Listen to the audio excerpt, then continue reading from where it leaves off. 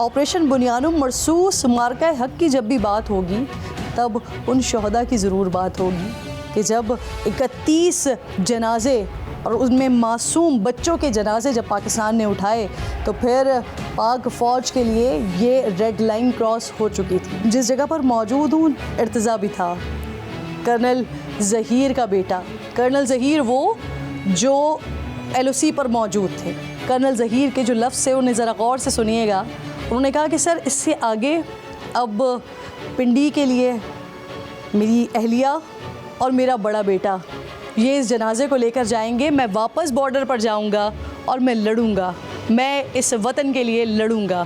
جیسا کہ آپ سے کہا تھا کہ ارتضیٰ کی یادوں کو ہم تازہ کر رہے ہیں، اور تازہ کیا کرنا، ارتضیٰ گیا ہی نہیں، سب کے بیچ میں ہی موجود ہے جس طرح سے ہم نے دیکھا.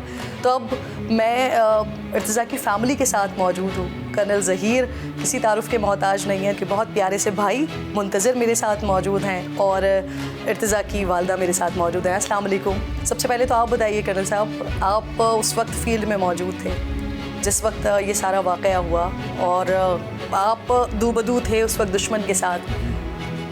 کیا ہوا، کیسے آپ تک یہ خبر پہنچی، اور پھر اس کے بعد آپ نے کس طرح سے رسپونڈ کیا، کیسے گھر پہنچے؟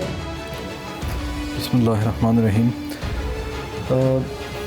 6-7 مئی کی درمیانی رات جب پہلا دشمن نے حملہ کیا تو وہاں سے پہلے میزلس کی آوازیں ہمیں آئیں، اور ہم تو کافی جنگ کی تیاری کر کے بیٹھے تھے. ہماری روایات یہ ہیں کہ ہم جنگ پہل نہیں کرتے لیکن تیاری پوری رکھتے ہیں.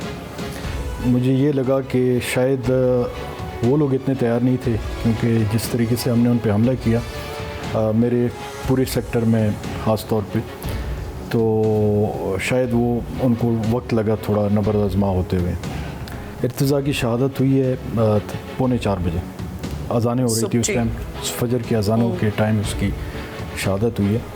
تو یہ 4 گھنٹے تو بغیر کسی تعطیل کے مسلسل بہت بھاری گولہ بارود دونوں طرف سے چل رہا تھا. انیشلی ان کو تھوڑا سا ٹائم لگا رسپونڈ کرنے میں، لیکن وہ بھی بھرپور طریقے سے پھر کر رہے تھے فائر.